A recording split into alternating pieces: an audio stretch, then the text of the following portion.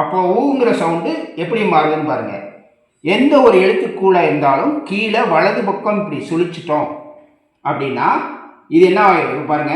இந்த எழுத்து தா, நாலாவது தா, நான் இப்படி சுழிக்கிறேன், இது தூன்னு ஆயிடும். சரி சார், அப்போ இதுக்கு எப்படி சார் சுழிக்கணும்?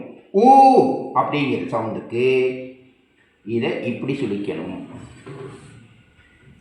இங்கே உங்களுக்கு ஒரு சந்தேகம் வரும், சார் இங்கே இப்படித்தானே சுழிச்சிருக்கோம், இதை ஏன் நம்ம இப்படி சுழிச்சா என்ன அப்படின்னு ஒரு சந்தேகம் வரும். சுழிக்கக்கூடாது.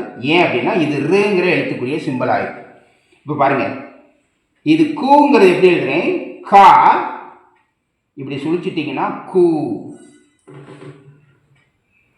கூலி அப்படி வார்த்தை இருக்கு இல்லையா? இப்போ பாருங்க, இது ரு.